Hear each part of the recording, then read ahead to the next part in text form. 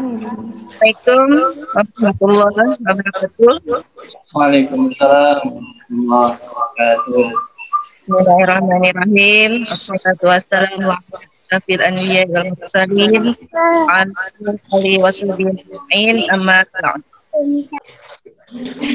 Saya selaku pengawas sekolah Dinas Pendidikan Kabupaten Tapin sekaligus pengawas pembina dari SDIT Sekolah Dasar Islam Terpadu Al-Madani Kabupaten Tapin sangat bersyukur dan bangga dengan adanya kegiatan ini, yaitu kegiatan seminar online Quranic Smart Parenting, yaitu belajar pengasuhan tepat sesuai tuntunan Quran dengan tema mengelola emosi, melejitkan prestasi di era pandemi. Bapak Ibu yang saya hormati, saya mengucapkan selamat kepada Bapak Ibu yang telah mengikuti kegiatan ini, di mana kegiatan ini dapat menambah wawasan dan kedepannya kita akan lebih bijak dalam mengasuh anak sesuai tuntutan Al-Quran dan hadis yang sahih. Pun ada sebuah pantun. Bukan pandang sembarang pandang. Yang kupandang bunga mawar mekar yang berserak. Bukan zoom sembarang zoom. Zoom hari ini semoga menggugah semangat dalam mengasuh anak. Baik Bapak Ibu yang Allah hormati, dalam kesempatan ini semoga semua peserta dapat mengikuti kegiatan ini dengan baik. Semoga narasumber dan panitia mendapat pahala yang berlipat ganda dan kegiatan ini mendapat berkah dari Allah Subhanahu wa taala. Amin. Sekian sambutan dari ulun. Assalamualaikum warahmatullahi wabarakatuh. Assalamualaikum warahmatullahi wabarakatuh.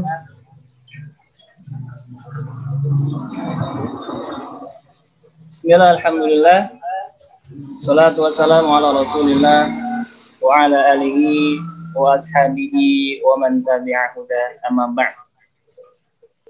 Nah, kemudian dari 5 masalah utama ini, dari the big 5 problem ini, ya, kemudian menjadi 5 topik utama yang akan kita bahas pada kesempatan pagi hari ini.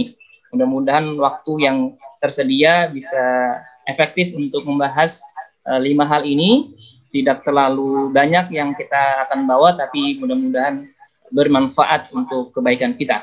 Yang pertama adalah bagaimana tips praktis Quran untuk mengendalikan emosi anak. Kemudian yang kedua, bagaimana memahami dan mewaspadai prestasi imitasi ada pada anak. Karena bukan hanya perhiasan ya, bunda sekalian, prestasi pun ternyata juga ada yang imitasi. Ini yang harus kita sama-sama pahami dan waspadai. Kemudian yang ketiga, memahami tahapan prestasi. Bagaimana ketika anak kita di satu fase, di usia berapa anak kita hari ini, tidak kemudian kita tuntut untuk mendapatkan prestasi yang di luar jangkauan usianya. Sehingga ada semacam dorongan-dorongan yang memaksakan. Dan ini kurang baik untuk perkembangan anak secara jangka panjangnya. Yang keempat, jebakan-jebakan obsesi orang tua yang kaitannya dengan poin yang ketiga tadi itu, yang tentu kita sebagai orang tua harus mewaspadainya agar apa yang kita berikan kepada anak berdampak kebaikan. Dan yang terakhir, yang kelima, bagaimana kiat praktis pendampingan belajar yang menyenangkan dia. Ayo bunda sekalian, ada 2 hak yang harus kita pahami dari setiap anak kepada kita, baik orang tua ataupun guru. Jadi ada 2 hak yang semestinya setiap anak itu mendapatkannya. Yang pertama adalah tentu orang tua yang hebat. Yang kedua adalah guru yang tepat. Nah, kalau kita, seperti saya pribadi misalnya, ketika menempati dua posisi ini, maka tantangannya adalah bagaimana agar menjadi orang tua yang hebat, sekaligus guru yang. Mudah-mudahan kita berdoa, acara hari ini bisa menjadi tambahan motivasi kepada kita, tambahan referensi bagi kita sekalian untuk menjadi orang tua yang hebat, guru yang tepat bagi anak-anak kita, sehingga kedepannya akan lahir dari rumah dan sekolah kita, sekali lagi, akan lahir dari rumah dan sekolah kita generasi hebat. Allahumma amin. Bismillahirrahmanirrahim. Allahumma arhamna bil Quran. Mudah-mudahan Allah memberikan rahmat kepada kita sekalian dengan kita mempelajari Al-Quran kaitan dengan pengasuhan hari ini. Ayah bunda sekalian, yang perlu kita sama-sama pahami adalah bagaimana hubungan antara kokohnya emosi dan capaian prestasi. Sekali lagi, yang kita bahas yang pertama adalah bagaimana kita memahami tentang kokohnya emosi dan capaian prestasi. Bahwa kekokohan emosi menjadikan seseorang itu mampu mengontrol sekaligus mengapresiasi potensi dirinya. Apa yang dia miliki, dia bisa kendalikan dengan baik. Ya. Sekaligus dia mengapresiasi seluruh potensi yang dia miliki. Dia merasa bangga, merasa bersyukur dengan apa yang ia miliki. Bukan hanya bisa mengendalikan, tapi sekaligus dia sadar bahwa dirinya punya sesuatu yang berharga untuk diberikan dalam kemanfaatan kepada orang lain di sekitarnya. Dan hanya mereka yang mampu mengontrol emosi, mengontrol dan mengapresiasi potensi diri, inilah yang mampu mengukir prestasi. Dan pada akhirnya menjadi pribadi yang penuh manfaat dan berkontribusi. Ini hubungannya antara kokohnya emosi dan capaian prestasi. Dan di sini alhamdulillah banyak orang tua yang merasa bahagia ketika anaknya selalu bahagia, ceria, inisiatif, dan mandiri. Karena dari perasaan selalu bahagia inilah yang kemudian akan mendorong anak itu terus mampu berprestasi dalam jangka waktu yang lama. Jadi poinnya ya bunda sekalian, dengan stabilitas emosi, dengan kekokohan emosi, ya, seorang anak itu akan mampu terus berprestasi pada waktu yang lama. Karena kalau anak itu tidak bahagia, prestasi-prestasi yang ia capai hari ini, kebaikan-kebaikan yang ia lakukan hari ini, itu akan bertahan hanya sebentar saja, karena dia mungkin akan cepat bosan, ya, energinya akan terporsir habis. Sedangkan ketika dia sudah saatnya untuk berprestasi di usia belasan misalnya, ya, mungkin dia akan kehilangan semangat dan energinya. Sehingga penting betul-betul kita memahami tahapan prestasi dan mengkonfirmasi bahwa anak bisa menikmati setiap tahapannya. Sehingga ini yang sangat penting bagi kita sekalian sebagai orang tua, karena ketika kita tidak pahami kaitannya dengan hal yang bisa mengokohkan sekaligus merobohkan fondasi emosi anak, hanya orientasinya ke capaian prestasi, maka yang kita khawatirkan tadi kita terjebak oleh prestasi-prestasi imitasi. Ayah bunda sekalian, yang bisa mengokohkan sekaligus merobohkan fondasi emosi adalah cinta. Dan cinta ini ayah bunda sekalian, ada cinta yang mendewasakan, ada pula cinta yang mengerdilkan. Ada orang tua yang mencintai anaknya dengan cinta yang diberikan oleh orang tua kepada anak, anak semakin dewasa. Ada pula orang tua memberikan cinta kepada anaknya, dari cinta yang diberikan oleh orang tua kepada anaknya itu menjadikan anak semakin kerdil jiwanya. Kalau diibaratkan mesin itu ya, mesin cinta ini bisa mengokohkan, bisa pula merobohkan. Tergantung siapa? tergantung operatornya. Dan agar cinta itu mendewasakan, bukan mengerdilkan jiwa anak-anak kita, maka perlu kita pahami dulu apa saja nutrisi cinta. Ya. Ada 5 nutrisi cinta setidaknya yang harus kita pahami, yang ini tentu harus kita upayakan agar 5 nutrisi ini ada di dalam hati anak-anak kita, dimiliki oleh anak-anak kita. Yang pertama adalah perhatian dan sentuhan. Kita memberikan nutrisi pada tangki cinta anak-anak kita dengan perhatian dan sentuhan agar anak itu merasa aman, bahagia, dan merasa dicintai. Jadi ada nutrisi ABC, vitamin A, B, C yang harus dimiliki oleh anak-anak kita dengan perhatian dan sentuhan yang kita berikan, yaitu aman, bahagia, cinta. Nutrisi ini wajib dimiliki oleh setiap anak. Nutrisi ini wajib diberikan oleh orang tua kepada anaknya kalau menghendaki anaknya kokoh dengan cinta yang ada pada dirinya. Ketika anak itu berprestasi, maka harus kita berikan pujian. Kata-kata pujian itu harus kita keluarkan, sehingga anak itu memiliki optimisme dan percaya diri. Anak-anak yang dibesarkan dengan pujian, ya, dia akan memiliki kebesaran jiwa yang lebih hebat dibanding anak-anak yang lain. Kemudian yang ketiga, supaya tangki cinta anak kita itu terisi dengan nutrisi yang baik, ya, nutrisi yang mendewasakan, maka kita harus memberikan dukungan, pelibatan, dan kesempatan. Yang kedua, pelibatan. Ya. Jadi yang bisa mendewasakan anak itu adalah pelibatan. Ketika di rumah kita membuat sebuah aturan, maka anak itu harus dilibatkan. Ya.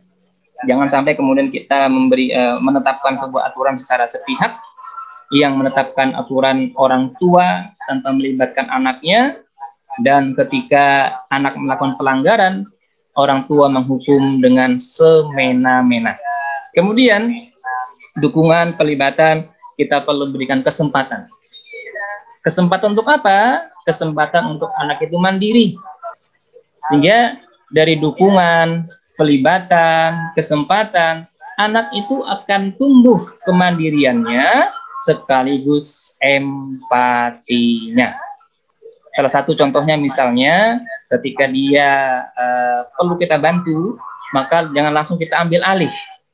Maka gunakanlah magic word yang itu kemudian meskipun kita bantu, tapi dia merasa mendapatkan kesempatan untuk dia tetap belajar mandiri. Contoh misalnya tadi dia membawa pisang, kemudian minta bukakan kulitnya, ya.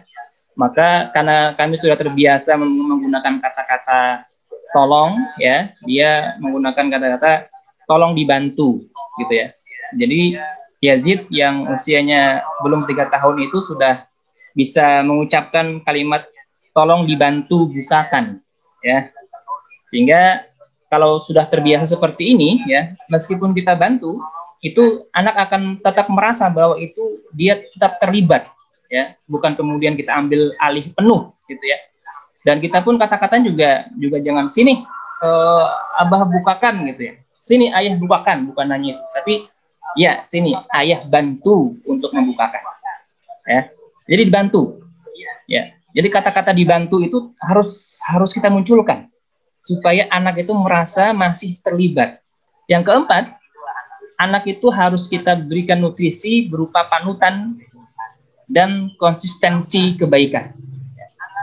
Ayah bunda sekalian, yang harus kita sama-sama pahami adalah bahwa setiap pribadi, baik anak, remaja, ataupun dewasa, bahkan kita orang tua, ya, itu pasti menghajatkan, memerlukan yang namanya figur referensi. Ya. Sehingga kita orang tua harus berupaya agar menjadi panutan bagi anak-anak kita. Dari bagaimana kita berkata-kata, cara berdiri kita, cara berpakaian kita, cara berjalan kita, itu semua adalah materi pelajaran yang akan diambil oleh anak-anak kita. Jadi kita orang tua ini sesungguhnya adalah guru yang selalu mengajarkan materi pelajaran, meskipun kadang kita tidak menyadari bahwa proses belajar mengajar itu sedang berlangsung.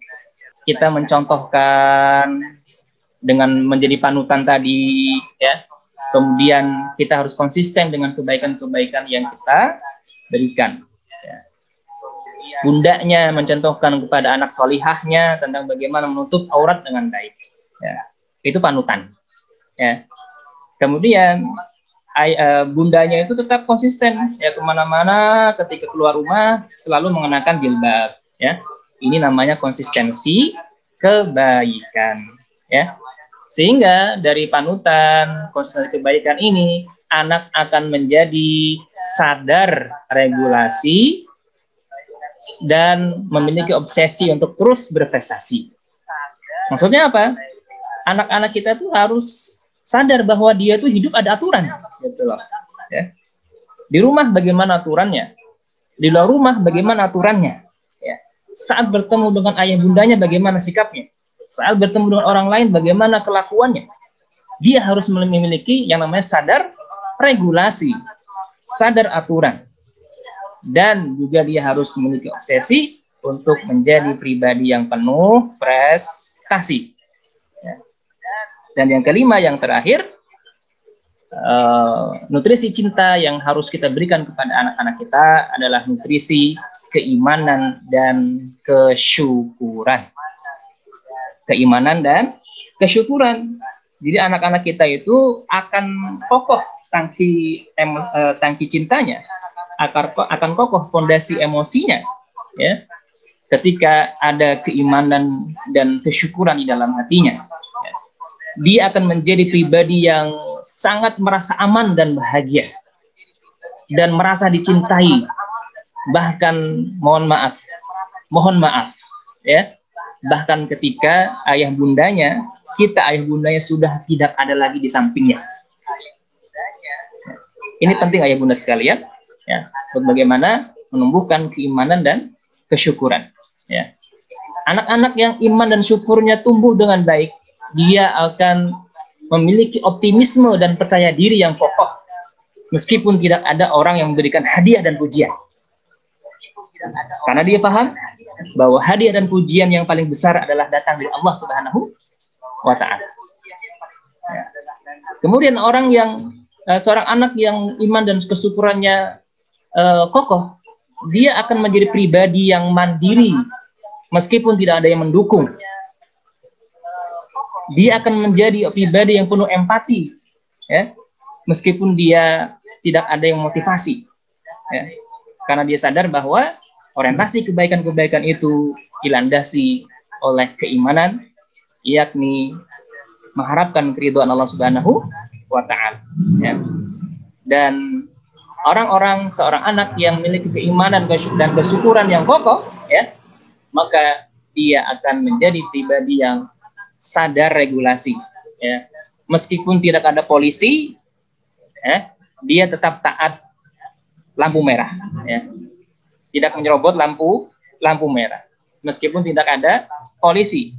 Kalau sudah keimanan dalam dirinya sudah tertanam dengan baik, sadar regulasi meskipun tidak ada yang mengawasi, karena dia sadar bahwa ada sesuatu yang selalu mengawasi, yaitu Allah melalui para malaikatnya. Ya. Dan ketika 5 hal ini kita berikan kepada anak, yang kita harapkan adalah bahwa anak-anak kita tumbuh menjadi pribadi yang kokoh dengan 2 cinta. Maksudnya apa ya bunda? Cinta yang pertama adalah cinta dari kedua orang tuanya. Dan cinta yang kedua adalah dia merasakan bagaimana keagungan cinta yang lebih besar daripada keagungan cinta dari orang tuanya kepada dirinya, yaitu cintanya Allah kepada hamba-hambanya. Jadi ayah bunda sekalian, setiap sentuhan cinta yang kita berikan sebagai orang tua kepada anak-anak kita harus mampu mengenalkan, mengokohkan cinta anak-anak kita kepada Allah Subhanahu wa Ta'ala. Dan ayah bunda sekalian, ketika anak-anak kita itu kosong tangki cintanya, atau tidak penuh tangki cintanya, dia akan menjadi pribadi yang lupa diri dan jauh dari prestasi. Ayah bunda sekalian, anak yang diberi kesempatan dan kepercayaan akan tumbuh dengan penuh kepercayaan diri, memiliki prestasi dan kemandirian yang baik. Dan anak yang selalu diperlakukan sebagai majikan akan memperlakukan orang tuanya sebagai pembantu selamanya. Supaya kita bisa memberikan yang terbaik untuk anak-anak kita, bukan dengan sesuatu yang memanjakan, yang melemahkan, tapi sesuatu yang menguatkan, mendewasakan. Silakan diikuti sambil membaca di layar monitor ataupun HP-nya masing-masing. A'udzu billahi minasy syaithanir rajim. Bismillahirrahmanirrahim. Wal yakhshan ladzina law taraku min khalfihim dzurriyyatan dhi'afan khafu 'alaihim falyattaqullaha wal yaqulu qawlan sadida. Shadaqallahul azim.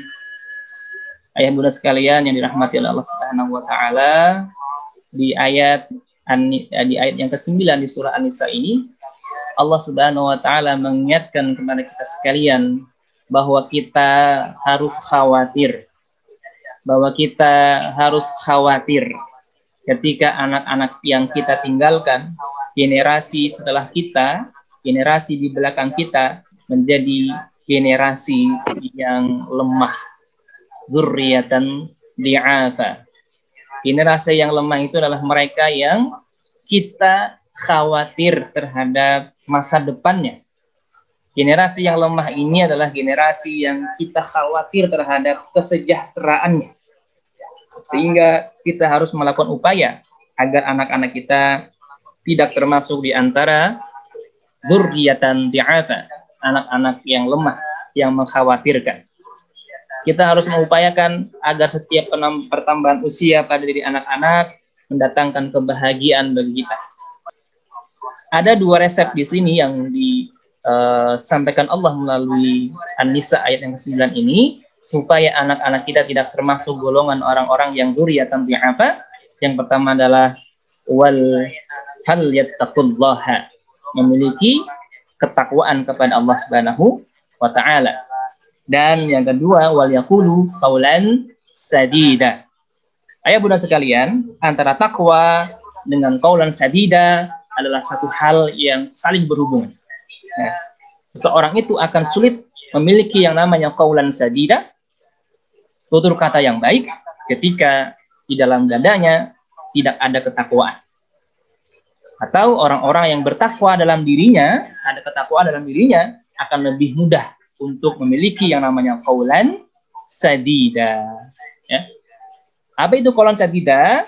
Setidaknya yang harus kita pahami dari qaulan sadida ini adalah perkataan yang mendewasakan akal, perkataan yang meluruskan kesalahan.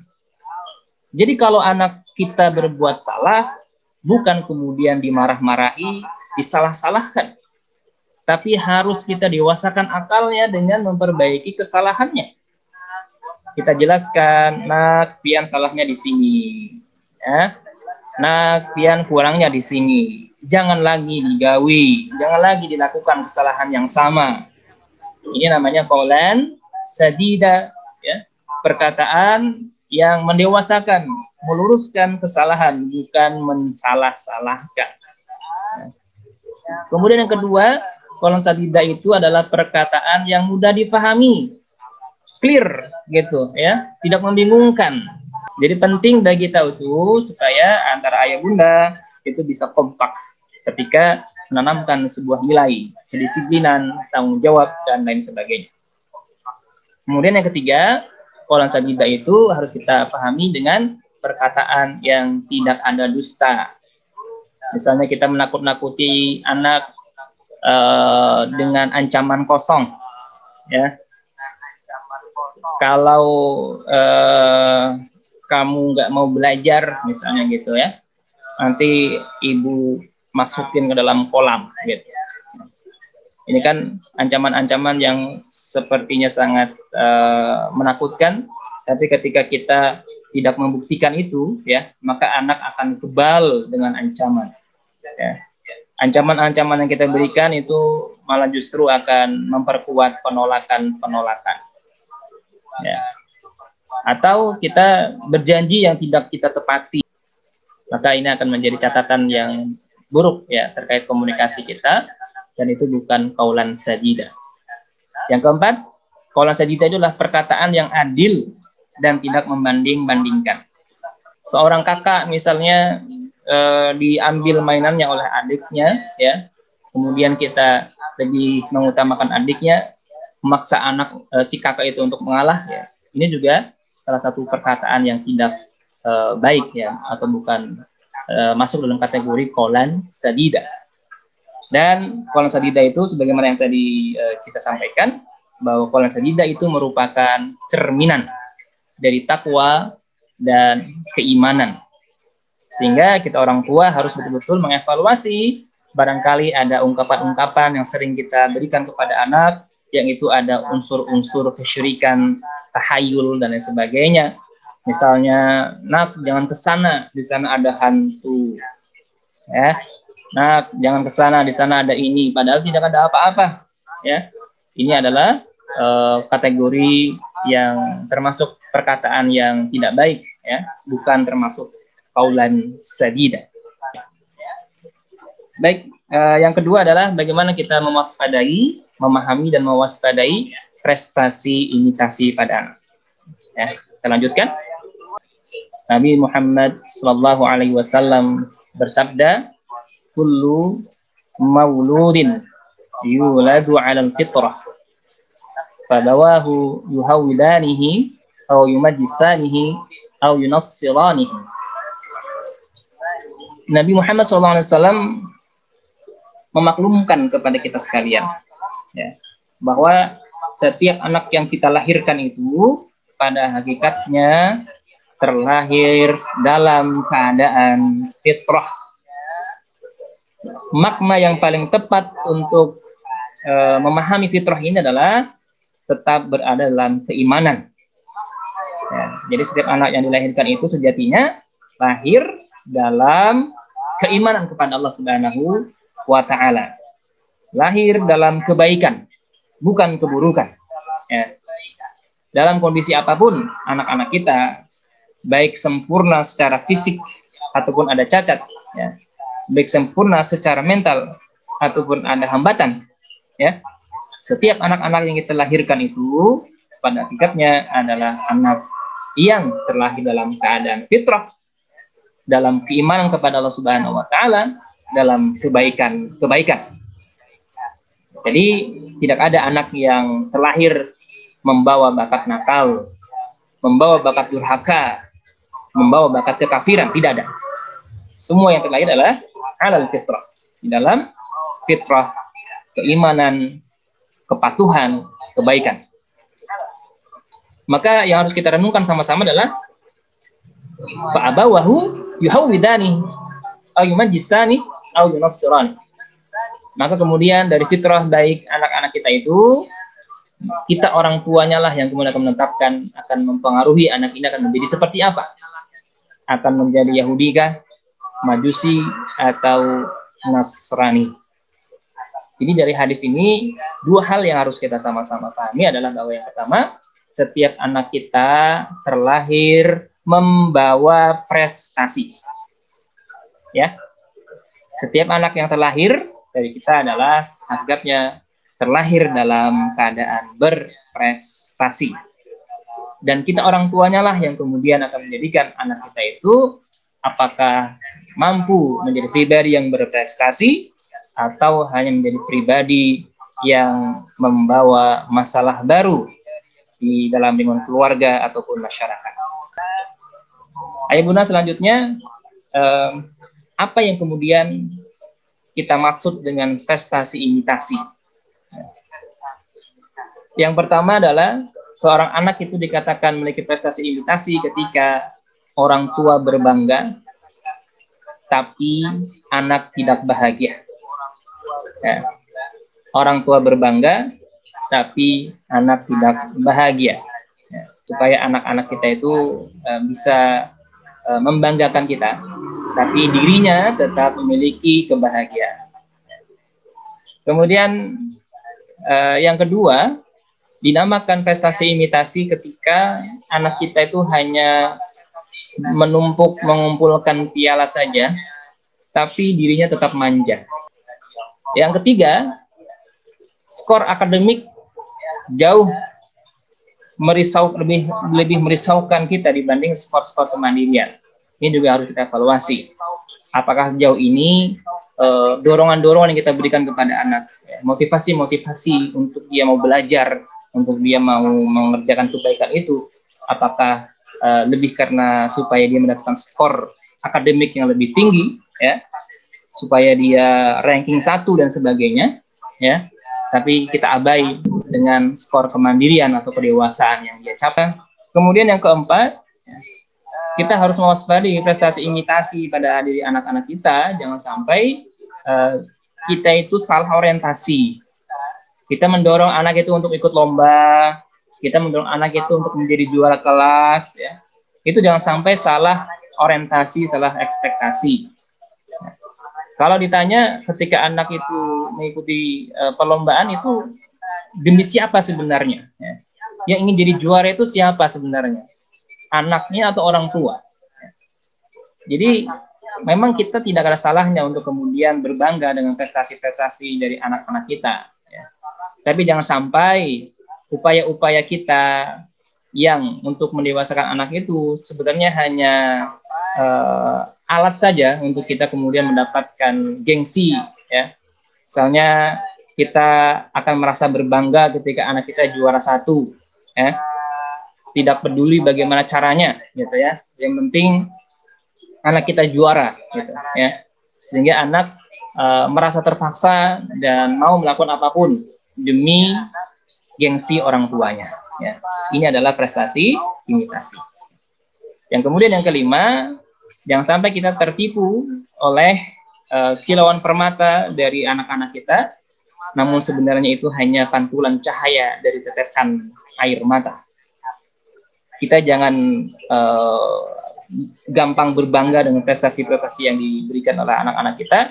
Harus kita konfirmasi dulu, ya, bagaimana perasaannya, ya, apakah dia menjalankan itu dengan penuh kesadaran kebahagiaan atau dengan terpaksa, ya. Ini yang harus sama-sama kita konfirmasi, sehingga prestasi-prestasi yang hari ini kita lihat dari anak-anak kita itu merupakan kilauan permata yang akan terus kita bisa lihat sampai akhir kehidupan kita. Kemudian yang ketiga, topik yang ketiga yang akan kita bahas adalah bagaimana kita memahami tahapan prestasi sesuai dengan perkembangan anak. Singkat saja, ayah bunda sekalian, untuk memahami ini, dari usia TK sampai SMA, tahapan-tahapan prestasi seperti apa yang harus ada pada diri anak-anak kita. Yang pertama, ketika di usia TK, prestasi anak-anak TK bukan prestasi jadi juara olimpiade, ya. Prestasi yang paling tinggi bagi anak-anak TK bukanlah prestasi ketika dia juara tahfiz. Berikan kesempatan yang seluas-luasnya bagi anak-anak kita dari usia 0 sampai 5 tahun, ya, untuk banyak bermain. Ya. Kemudian yang kedua, di usia SD, prestasi yang utama bagi seorang anak di jenjang SD adalah kemandirian. Sudah sejauh mana kemandirian anak-anak kita? Ya. Kemudian kalau anak-anak kita sudah terlihat mandiri, maka silahkan secara alami kita dorong supaya mencapai prestasi-prestasi yang lain. Ya. Yang ketiga, di usia SMP, semestinya anak-anak kita baru bisa kita dorong supaya bisa berprestasi secara maksimal di bidang akademik. Dan yang terakhir, di usia SMA, maka dirinya sudah siap untuk menjadi pemimpin. Ya. Jadi ini secara umum tahapan-tahapan prestasi anak dari TK sampai SD. Sehingga ketika tahapan-tahapan ini dilalui oleh anak dengan baik, ya, maka setiap tahapan prestasi itu akan mengokohkan tahapan-tahapan selanjutnya. Yang keempat, jebakan-jebakan obsesi orang tua yang harus diwaspadai. Konkretnya, ayah bunda sekalian, untuk memahami tentang jebakan-jebakan obsesi yang harus kita waspadai, ada satu virus yang berbahaya sekali dalam pengasuhan, ya, yaitu yang disebut dengan toxic parent. Ya. Apa itu toxic parent? Ya, toxic parent adalah orang tua yang secara sadar ataupun tidak, ya, menanamkan racun dan menorehkan luka psikologis terhadap anak di dalam praktek pengasuhannya. Dan dari toxic parent ini ada kita angkat di sini ada 5 ciri-ciri, ya,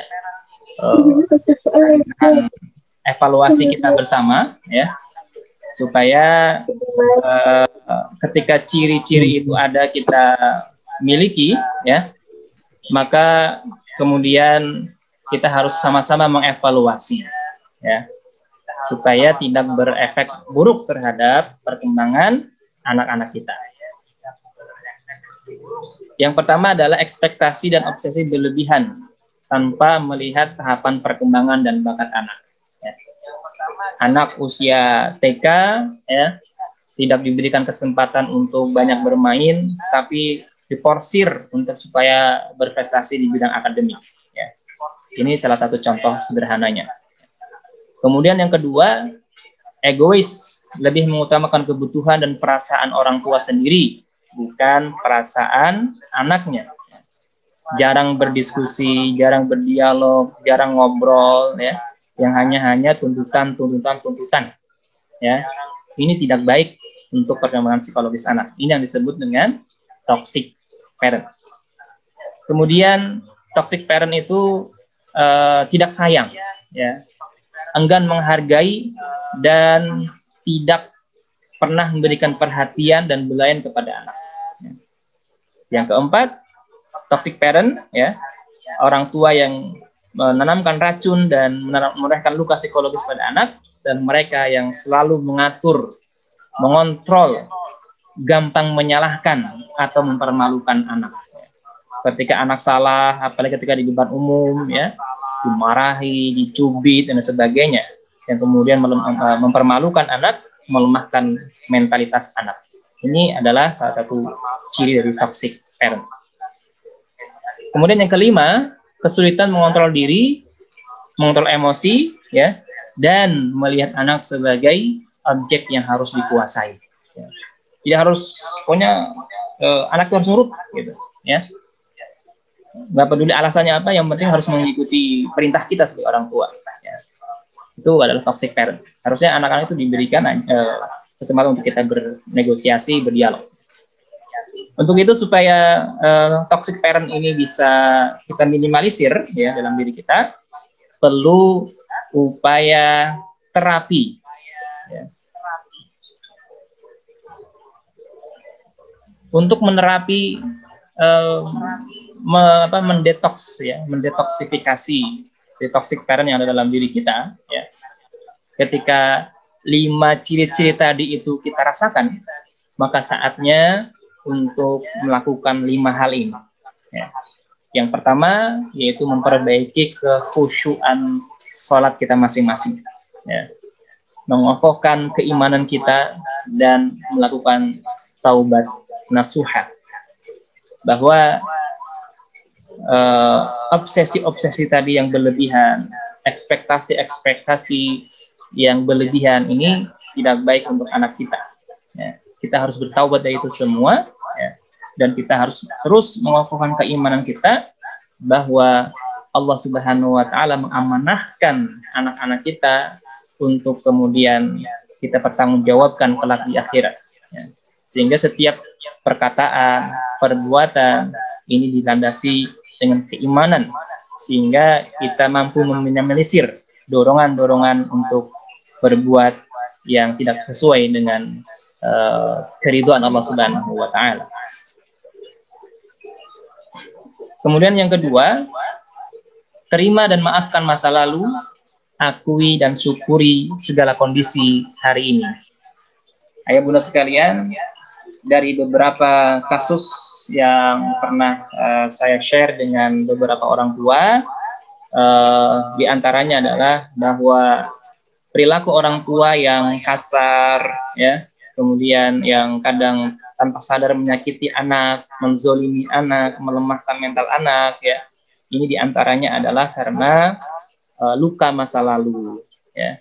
Untuk itu maka perlu betul-betul menerima, memaafkan masa lalu, ya. Sudah lupakan saja, ikhlaskan saja dengan banyak beristighfar, ya. Kemudian segala kondisi hari ini kita harus syukuri, harus kita akui bahwa ini adalah pemberian Allah yang terbaik, ya.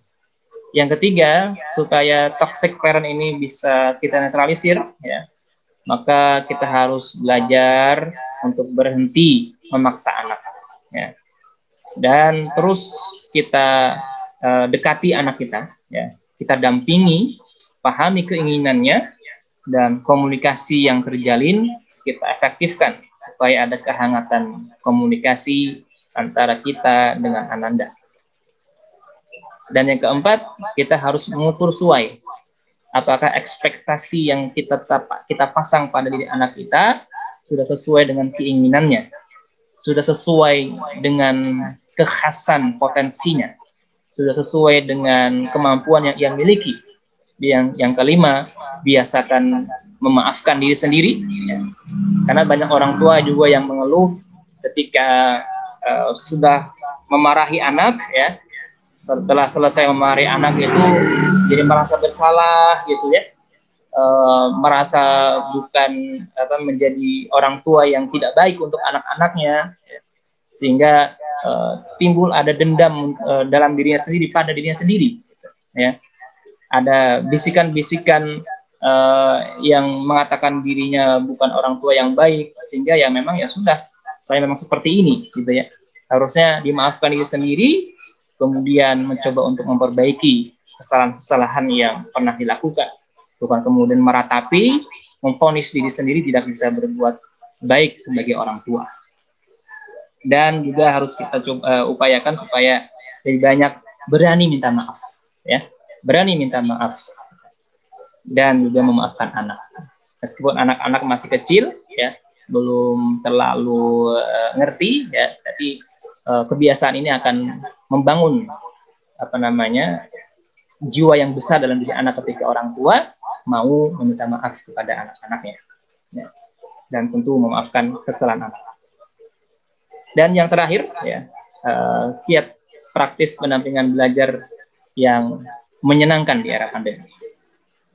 Bapak Ibu sekalian, 5 tips yang akan beberapa tips yang saya akan sampaikan ini, ya, ini lebih menyesuaikan dengan apa yang saya lakukan dengan anak-anak saya di rumah, ya. Dan tentu ada beberapa hal yang barangkali cocok bisa diaplikasikan, ada beberapa hal yang tidak sesuai, itu sangat mungkin, sehingga saya hanya bisa memberikan 7 kiat pendampingan belajar yang menyenangkan sesuai dengan apa yang sudah saya lakukan bersama anak-anak di rumah.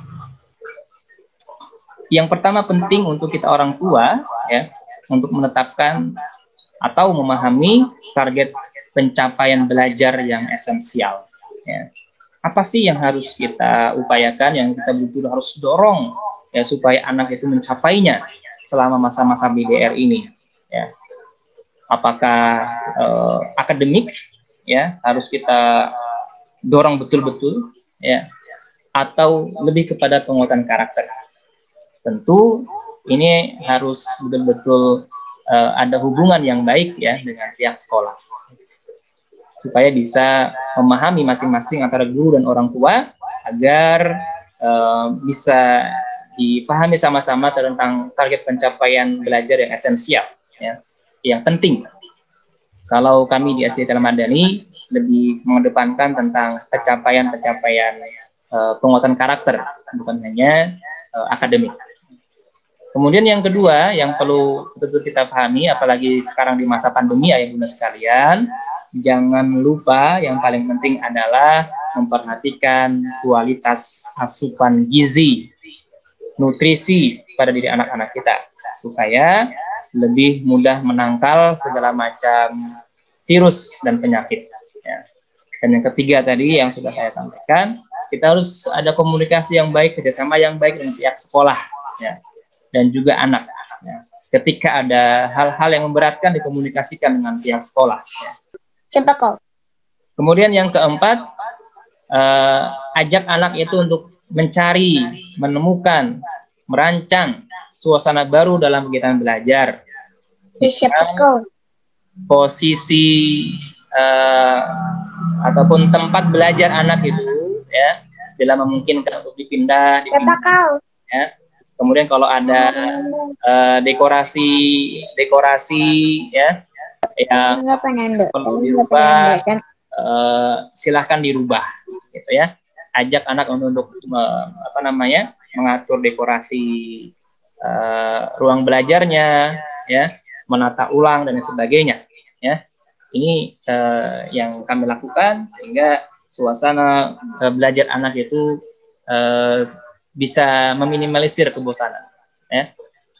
Kemudian yang kelima, ajak anak untuk merancang aturan, jadwal penggunaan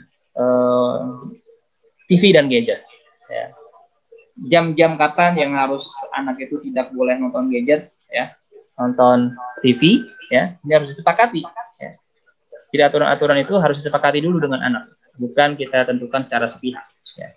Sehingga anak-anak itu merasa dilibatkan, ya, bukan harus mengikuti aturan secara sepihak, ya. Ini akan lebih sehat. Ya.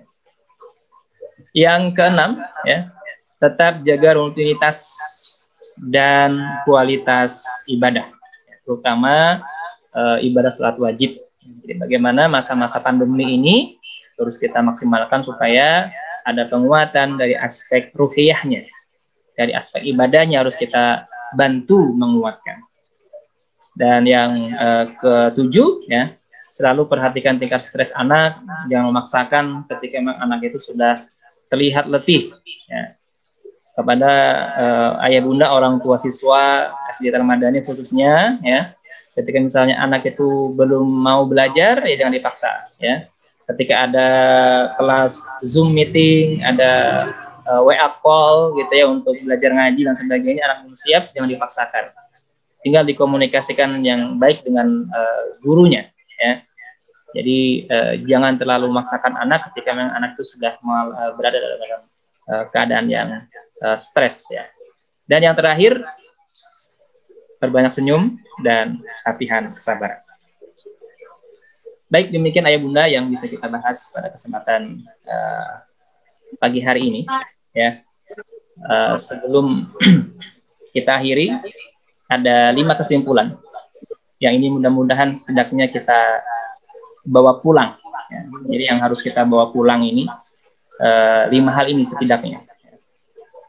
Yang pertama, kita harus merenungi sama-sama bahwa anakmu bukan masa lalumu. Artinya ketika ada masa lalu yang menyakitkan kita, ya, jangan posisikan diri kita, jangan posisikan anak kita seperti kita di masa lalu. Ya. Lagi, kalau ada kenangan-kenangan, ya, riwayat-riwayat yang menyakitkan di masa lalu kita, jangan posisikan anak kita hari ini seperti seperti kita di masa yang lalu. Ya. Misalnya kita mendapatkan kesedihan dari orang tua kita di masa lalu, kemudian kita juga melakukan hal yang sama kepada anak-anak kita di masa sekarang. Karena amanah anak itu adalah amanah, ya. Dan wajah di masa yang akan datang. Yang kedua, pahami perasaan, kemudian apresiasi kekhasan potensi anak. Setiap anak itu membawa kekhasan yang berbeda dengan anak yang lain.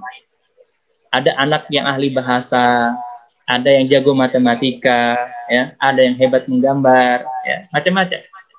Seperti halnya kalau kera itu pandai memanjat, ya, ikan pandai berenang.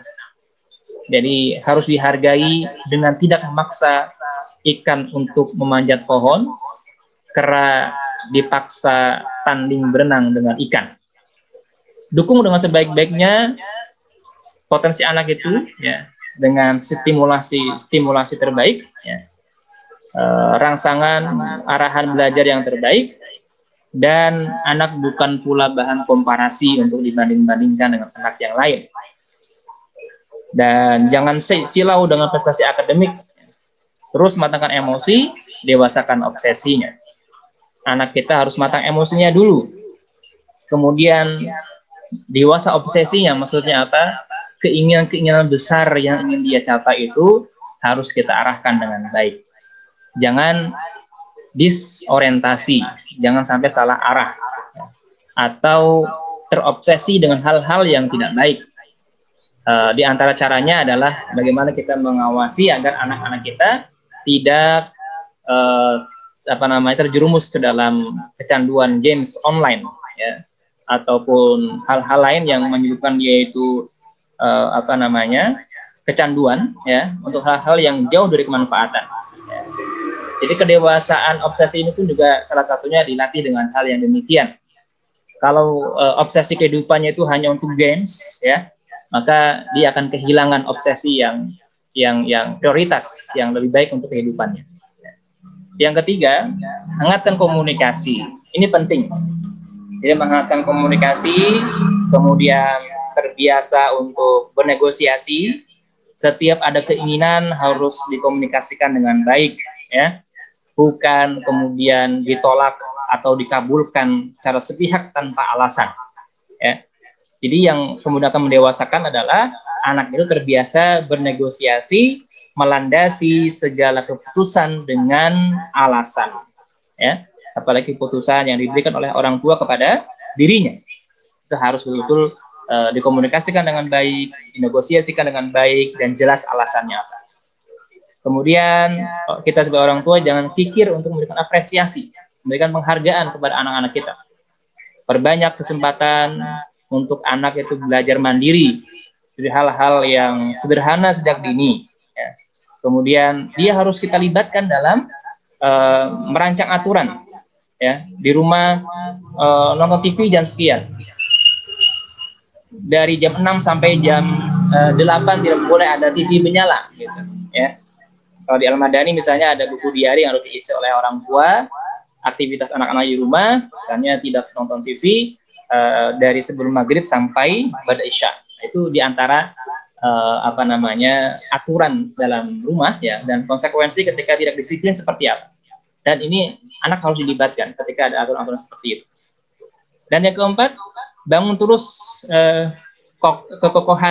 kekompakan, ya, antara ayah dan ibu supaya bisa menjalankan pola-pola pengasuhan, bisa menanamkan nilai-nilai kebaikan secara lebih maksimal, ya.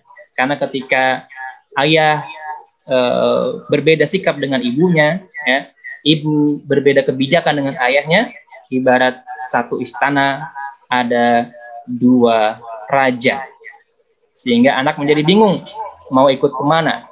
Dan biasanya anak itu akan memilih yang lebih longgar, yang lebih mentolerir kebebasan, ya. Sehingga anak itu akan sulit untuk menjadi pribadi yang disiplin. Yang kelima, yang terakhir, kita harus bagaimana mensikapi keadaan kita yang hari ini sedang kita hadapi, yaitu masa pandemi, ya, dengan kedewasaan dan kebijaksanaan. Akan kita anggap sebagai beban ataukah kesempatan untuk kita lebih banyak belajar? Ini sekali lagi ditentukan oleh sikap kedewasaan dan kebijaksanaan kita, ya. Semoga Allah Subhanahu wa taala memberikan bimbingan kepada kita sekalian sehingga kita mampu menjalankan amanah pengasuhan dengan baik, ya. Anak-anak kita bisa kita didik, kita asuh dengan baik sehingga dari rumah-rumah kita akan lahir pribadi-pribadi solih yang kokoh pribadinya, yang siap untuk berkontribusi menebarkan kemanfaatan di masa yang akan datang. Wallahu a'lam bishawab. Demikian ayat bunda sekalian, ulun serahkan ke MC untuk melanjutkan. Assalamualaikum warahmatullahi wabarakatuh. Waalaikumsalam warahmatullahi wabarakatuh. Tadi dibahas tentang toxic parents. Gimana kalau parentsnya ini udah tua, misalnya kan kayak anak-anaknya ini sudah dewasa, tapi masih saja seperti itu memaksakan kehendak seperti toxic parent tadi. Bagaimana menterapinya, atau sudah terlambat atau tidak bisa sama sekali lagi, atau gimana baiknya? Baik, ayah bunda sekalian, jadi sikap kita itu tergantung dari bagaimana kita menetapkan paradigma atau sudut pandang terhadap suatu masalah. Sehingga dalam hal ini kita bersama-sama harus lebih dulu untuk meluruskan paradigma ataupun sudut pandang kita terhadap tadi yang ditanyakan. Ya. Yang pertama yang harus kita pahami sama-sama, tentu kita tahu ya bahwa tidak ada istilah mantan orang tua, ya, dan tidak ada istilah mantan anak. Sehingga apa? Anak itu akan selamanya dianggap anak oleh orang tua. Ya. Apalagi ketika misalnya mohon maaf nih ya, anak itu masih tinggal satu rumah bersama kedua orang tuanya, ini tentu akan lebih kuat kesan-kesan seperti itu. Jadi orang tua itu akan menganggap bahwa kita anaknya yang sudah jadi orang tua ini itu ya anaknya, ya, yang perlu diatur, ya, yang perlu diarahkan. Padahal kan sudah punya tanggung jawab yang berbeda, ya. Bagaimana kita menghadapinya? Yang pertama dulu tentu kalau kita sudah menjadi orang tua, fondasi-fondasi internal keluarga kita dulu yang harus kita kuatkan, ya. Misalnya kita secara pribadi nih tadi yang dalam tanda petik toxic parent itu mertua atau orang tua kita, ya. Kalau misalnya itu dari mertua, artinya kita coba diskusikan ini dengan baik, ya, dengan suami, ya, yang mungkin hubungannya bisa lebih dekat dengan mertua kita karena dia anaknya sendiri, ya, supaya ini bisa pelan-pelan dikomunikasikan. Ya. Dan yang paling penting adalah bagaimana kita suami istri punya pola, ya, punya pola dulu. Kalau kita suami istri, internal keluarga kita tuh sudah ada pola yang disepakati, ya, itu insya Allah tidak akan terlalu berefek besar ya terhadap perjalanan untuk keluarga kita ke depan. Ya.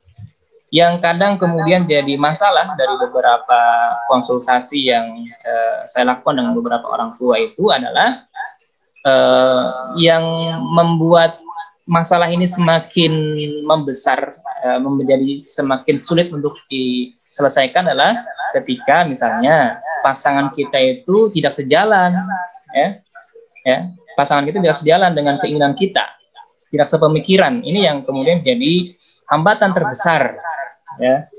Jadi yang paling penting tadi itu satu harus kita pahami bahwa sampai kapanpun, ya, orang tua kita akan menganggap kita sebagai anak. Sehingga perilakunya pun akan juga tetap mengarahkan kita, gitu, ya. Dan yang paling penting tadi bahwa kekokohan pondasi internal keluarga kita harus kokoh dulu, ya, syarat yang pertama adalah ayah bunda, ya, suami istri harus kompak, ya. Harus ada satu pola yang kemudian disepakati, sehingga ketika menerima, jadi masukan ya bunda, yang harus kita lihat dari apa yang disampaikan oleh orang tua itu masukan. Jadi kita pun juga harus merubah sudut pandang terkait apa yang dilakukan oleh orang tua atau mertua kita terhadap keluarga kita, ya. Bahwa yang dilakukan oleh orang tua atau mertua kita tadi itu bukan sebagai sebuah pemaksaan tapi masukan, ya, sehingga kita lebih berdamai, ya. Kita lebih berdamai dalam menghadapinya, ya. Yang namanya masukan tentu harus kita sikapi dengan baik, ya. Kita saring, kita olah dengan baik bersama pasangan kita, ya. Sekali lagi, dari masalah ini sebenarnya yang paling besar untuk segera kita selesaikan yang mana, ya?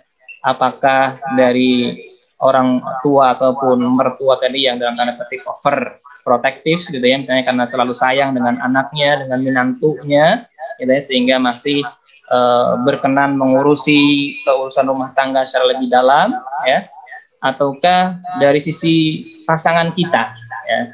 Tentu ini juga harus kita pahami dengan baik, ya. Ketika itu berasal dari kesulitan hubungan kita dengan pasangan, maka itu pun juga harus menjadi prioritas untuk yang kita perbaiki dulu, ya. Insya Allah akan dapat solusi-solusi terbaik ketika kita misalnya masih tetap bisa menjaga kekompakan antara kita dengan pasangan kita. Dan ala kulli hal dari itu semua, maka kewajiban kita berbakti kepada orang tua ataupun ataupun mertua sama saja, ya. Itu tetap harus kita junjung tinggi di atas segala-galanya. Jadi jangan sampai karena mertua, orang tua yang overprotective tadi itu menjadikan kita itu kehilangan kesempatan, ya, kehilangan motivasi untuk berbuat baik kepada mereka, karena mereka adalah orang tua kita yang tentu jasanya sangat besar hingga kepada kita hari ini, ya. Itu saja mungkin sebagai tambahan berbagi pandangan saja, ya. Sekali lagi, bagaimana kita memandang satu masalah itu dari sudut pandang yang tepat, insya Allah akan kita hasilkan solusi yang tepat pula. Wallahu a'lam bishawab. Jadi nanti kalau misalnya mau lanjut ke Wapri, saya terbuka saja. Silakan kalau misalnya ada hal-hal yang dilanjutkan, karena sesi kita sangat terbatas. Demikian. Silakan dilanjutkan Ustazah ini. Baik, terima kasih Ustadz. Nanti Bunda Fauzia jika ingin meneruskan bisa saja WA pribadi dengan Ustadz Masyhuri, ya. Selanjutnya pertanyaan berikutnya. Ya, pertanyaan berikutnya ada dari Muhammad Rijali, Hulu Sungai Tengah nih. Guru nih bisa jadi. Jadi pertanyaannya, bagaimana saat orang tua menganggap proses belajar daring menyulitkan orang tua? Sebagai guru, bagaimana kita memberi pemahaman kepada orang tua dan menyikapinya? Itu. Baik, kita satu-satu aja ya supaya gampang nanti, ya. Ya tadi sama dengan jawaban dari pertanyaan sebelumnya, ya. Kenapa perasaan yang dirasakan oleh guru dan orang tua itu berbeda, ya? Tentu selain karena memang orang tua yang menghadapi anak di rumah, ya, sedangkan guru tidak menghadapi langsung peserta didik. Ya, selain direba ini semua sebenarnya tadi dari sudut pandang, ya. Sudut pandang terhadap BDR ini seperti apa, ya. Sehingga yang harus dilakukan oleh sekolah itu adalah bagaimana agar komunikasi antara orang tua dengan sekolah itu betul-betul terjaga dengan baik, ya. Prioritas dalam proses belajar ini, pencapaian-pencapaian apa yang seharusnya dimiliki oleh anak didik kita itu harus dipahami sama, ya. Karena kadang orang tua itu merasa beban BDR ini lebih berat, ya, merasakan lebih berat dibanding guru, bukan hanya karena tugas-tugas belajarnya, tapi karena perbedaan paradigma tadi itu, ya. Jadi yang harus pertama kali diselesaikan adalah bagaimana menyamakan persepsi, entah dengan forum apapun, dengan media apapun, itu harus dilakukan. Ya, setidaknya dari pihak sekolah harus mengupayakan itu. Ya. Kalau sudah diupayakan, kemudian kita harus proaktif menerima masukan-masukan, ya, feedback, ya, dari orang tua terhadap proses pembelajaran semasa BDR ini. Ya. Ketika ada masalah-masalah yang memang serius, ya, di beberapa anak, ya, dan memang perlu perlakuan yang berbeda, ya, maka tidak masalah. Ya. Jadi ini tanggung jawabnya ada pada sekolah, ya, bagaimana mengkomunikasikan ini dengan baik, ya, kemudian memberikan reng-reng toleransi, ya, sekali lagi memberikan reng-reng toleransi ketika memang ada beberapa anak itu yang memiliki masalah-masalah yang perlu perhatian dan kebijaksanaan khusus, ya. Jadi bukan hanya disampaikan belajar ini, kurikulumnya ini, bulan ini, ya, pekan ini tidak seperti itu, ya. Jadi ada komunikasi yang intens, ya, terutama antara orang tua dengan wali kelasnya, dengan guru kelasnya, ya, atau misalnya ada guru BK, ya, dengan guru BK, bagaimana agar orang tua yang merasa keberatan tadi itu di mana beratnya, ya, dari persepsinya, dari paradigmanya, atau dari kontennya, ya. Kemudian kita minta menyampaikan masukan supaya ini tidak terlalu memberatkan, bagaimana, ya, misalnya tidak harus daring, ya, tidak harus tepat waktu, ya. Kadang ada beberapa sekolah yang masih misalnya ngumpul tugas harus hari ini dikumpul, misalnya gitu, ya, dan sebagainya. Itu kasuistik, ya, itu persoalan yang sangat-sangat internal barangkali, ya. Yang paling penting tadi adalah bagaimana sekolah itu memastikan bahwa orang tua itu punya paradigma yang sama tentang prioritas pencapaian di masa BDRI terhadap peserta didik, ya. Yang diprioritas itu yang mana, ya. Kadang-kadang orang tua itu obsesinya berlebihan, padahal sekolah tidak menuntut yang demikian, ya. Misalnya harus bisa ngaji, harus kalau di tempat kita ada wafa, ya, harus selesai 1 jilid, ya. Padahal sekolah tidak mewajibkan seperti itu, ya. Kadang orientasi orang tua yang berlebihan, ya, obsesi orang tua yang berlebihan, ekspektasi orang tua yang berlebihan, itu yang kemudian menjadikan orang tua merasa ini menjadi beban berat yang harus dijalani semasa BDR. Jadi komunikasi itu yang paling penting. Kalau Alan, silakan lanjut.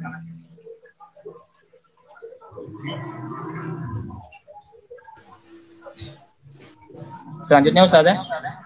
Ya, itu tadi penjelasan tentang bagaimana cara memahamkan orang tua yang menganggap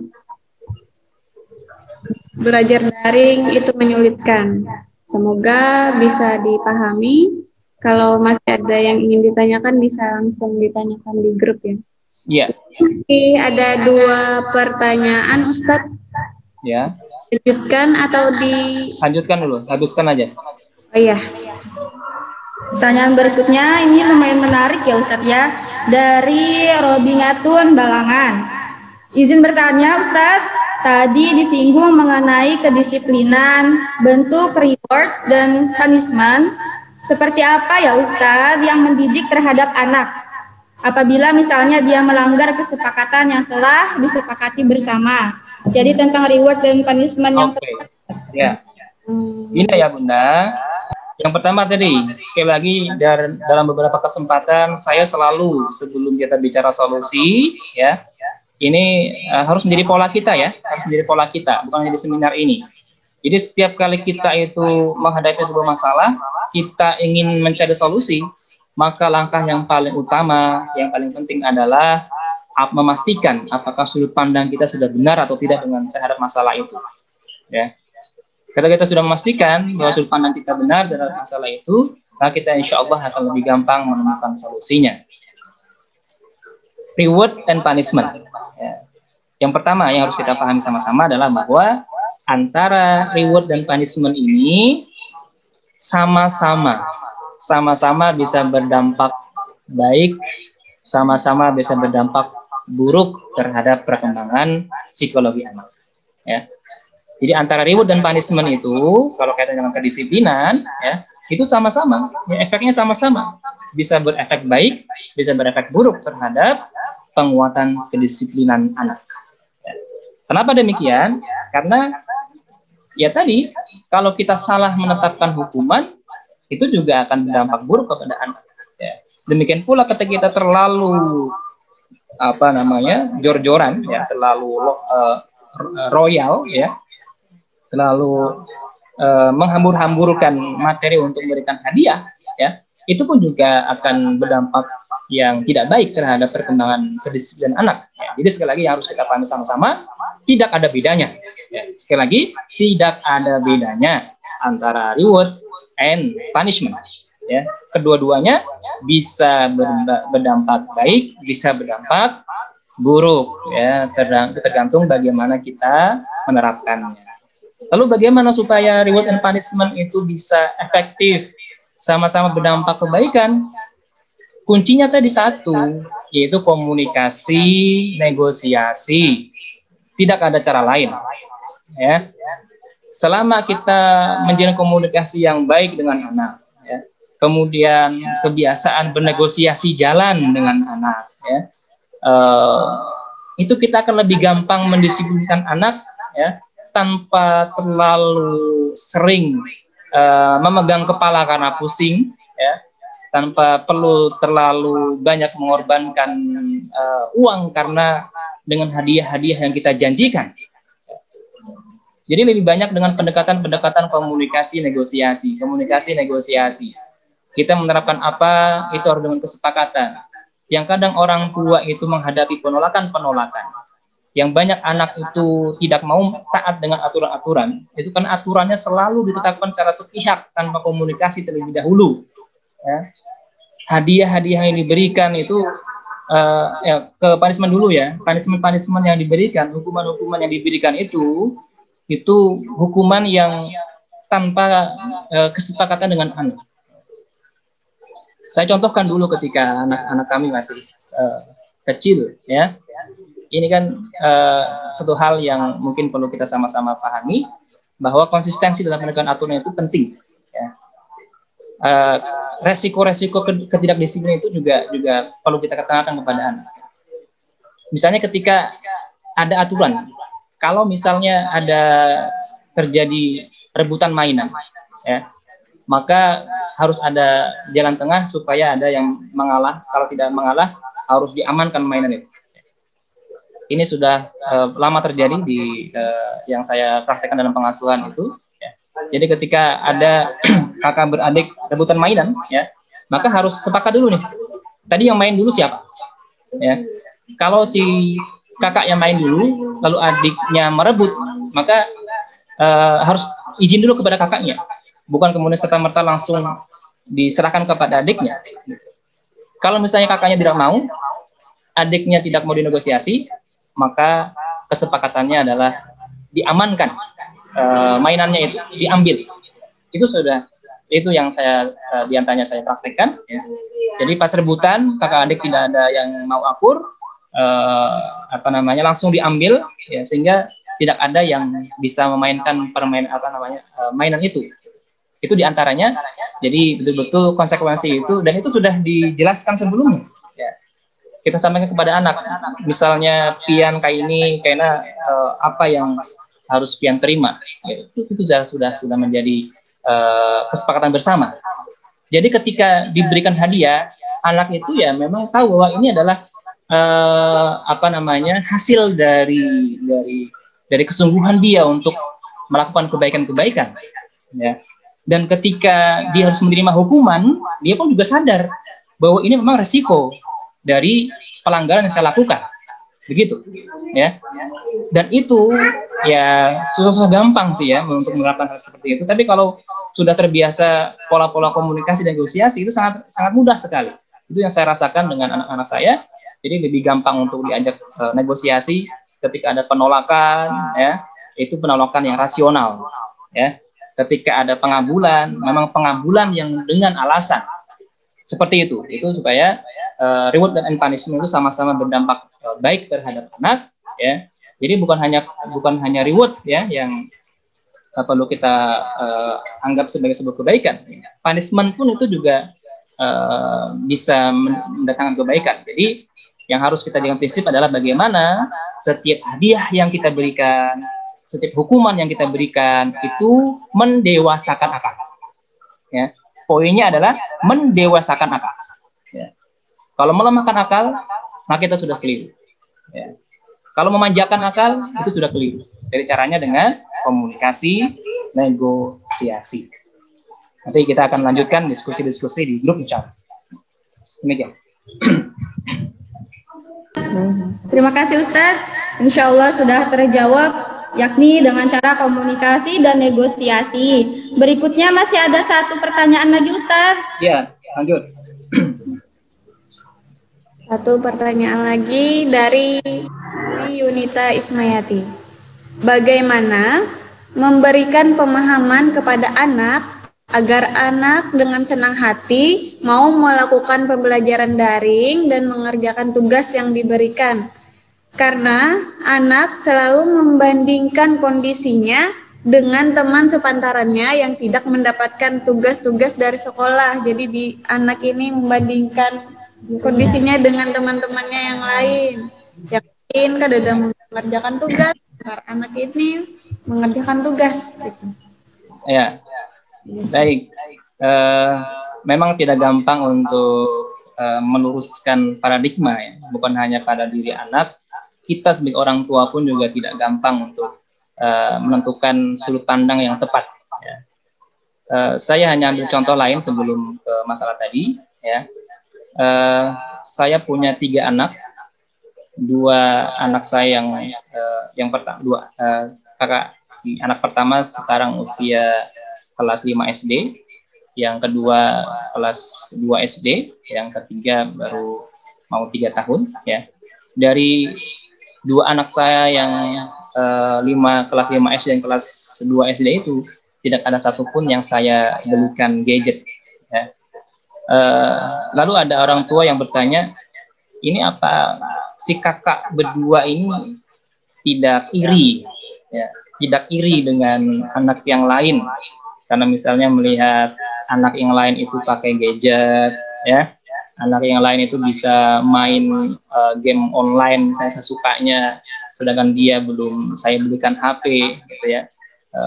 Kami BDR pakai laptop, ya, itu saja, itu pun diatur, ya.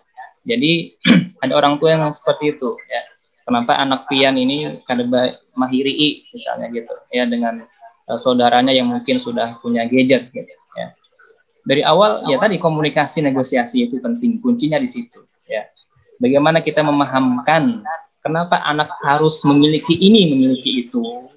Kenapa anak belum saatnya memiliki ini, tidak harus memiliki itu. Semuanya harus dengan komunikasi dan negosiasi, ya. Kalau dikaitkan dengan pertanyaan tadi, anak yang iri, ya, anak yang iri, kenapa yang teman lain yang satu tingkat, misalnya sama-sama di kelas 2 SD, ya, sama-sama di kelas 3 SD, dia tidak temannya itu tidak sama banyak belajarnya dengan dia, tidak sesibuk dia belajarnya, ya, tidak sebanyak dia tugas-tugasnya, ya, dia merasa iri, ya, karena memang kita barangkali belum terlalu banyak memberikan pemahaman pada dia, ya, sehingga upaya-upaya berkomunikasi negosiasi tadi itu perlu kita lakukan, ya, dan yang kita targetkan adalah bahwa anak itu merasa lebih beruntung, ya, seperti yang saya lakukan kepada anak-anak saya itu merasa lebih beruntung dengan anak-anak yang lain, ya, karena tahu bagaimana bahaya gadget itu, ya, dan ini tidak gampang, ya. Untuk usia-usia di bawah 10 tahun memahamkan hal seperti ini itu tidak gampang. Sekali lagi tidak gampang, ya. Termasuk tadi memahamkan kepada anak tentang bagaimana dia paham bahwa ketika dia itu banyak tugas berarti akan banyak peluang, kesempatan dia untuk belajar, ya. Dia akan mendapatkan kebaikan-kebaikan dari pengetahuan yang dia dapatkan yang itu tidak didapatkan oleh anak yang lain yang dia lihat tugasnya lebih sedikit daripada dirinya sendiri, ya. Itu yang saya bisa jawab karena sesuai dengan apa yang saya lakukan di keluarga kami, ya. Jadi kuncinya ada di komunikasi, negosiasi, ya. Kemudian diberikan edukasi, ya. Jadi tugas kita sebagai orang tua ini memang jujur lebih berat, ya. Tugas kita sebagai orang tua ini jujur lebih berat dibanding tugas guru, ya. Kita betul-betul harus meluangkan banyak waktu untuk bicara dari hati ke hati, memberikan apresiasi kepada anak, ya, berkomunikasi yang baik, ya, bernegosiasi, memberikan edukasi, ya. Itu jawaban kami, ya, karena prinsipnya ketika anak itu merasa berat dengan tugas yang diberikan, ya, itu bukan hanya karena memang tugas itu berat, tapi karena dia belum menemukan alasannya, ya, karena belum menemukan alasannya. Untuk itu kita perlu mengelola emosi, ya. Jadi mengelola emosi anak ini diantaranya targetnya adalah anak itu paham, gitu loh, paham dengan apa yang harus ia lakukan, paham dengan apa yang harus dia tidak lakukan. Itu anak yang emosinya bagus, ya, sehingga dia tidak gampang mengeluh, ya, gampang menyerah, ya. Karena ketika pekerjaan itu berat, tapi dia tahu alasannya, ya, maka insya Allah sesuatu hal yang berat itu akan mampu dilakukan dengan ringan hati, ya. Itu teorinya, tapi kalau dipraktekkan insya Allah betul-betul bisa kita rasakan. Seperti halnya misalnya kita disuruh untuk mencuci mobil pada jam 2 dini hari, tentu tidak ada yang mau, ya. Tapi ketika kita tahu alasannya bahwa setelah selesai mencuci mobil di jam 2 dini hari tadi itu, kita akan mendapatkan sejumlah uang misalnya sampai 20 juta misalnya contoh, ya, maka kita tentu akan bersemangat dan merasakan pekerjaan itu bukan sebagai sebuah beban, tapi sebagai sebuah tantangan dan kesempatan untuk meraih kebaikan yang tidak diraih oleh orang lain. Itu adalah PR kita sebagai orang tua untuk mematangkan emosi anak, ya, mematangkan jiwa anak, mematangkan fondasi mental anak-anak kita dengan tadi memberikan komunikasi yang baik, negosiasi yang baik, memberikan edukasi yang baik, sehingga anak-anak kita tumbuh dengan penuh pemahaman yang baik dan memperlihatkan perilaku akhlak yang baik pula. Demikian, mudah-mudahan acara Zoom meeting ini bisa menjadi semangat bagi kita sekalian untuk terus memperbaiki kualitas pengasuhan kita, dan Allah mudah-mudahan memberikan kemudahan untuk melembutkan hati kita, melembutkan hati anak-anak kita, melembutkan hati pasangan kita, sehingga dari hati kita merasakan kedamaian. Dari hati anak kita merasakan keamanan dan kebahagiaan.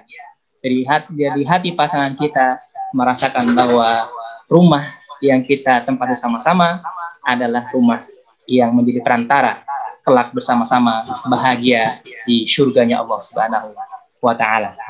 Demikian, tentu ini sangat singkat, tidak mungkin bisa menuntaskan masalah-masalah yang kita hadapi bersama dalam dunia pengasuhan, sehingga silahkan ayah bunda tetap bertahan di grup WA.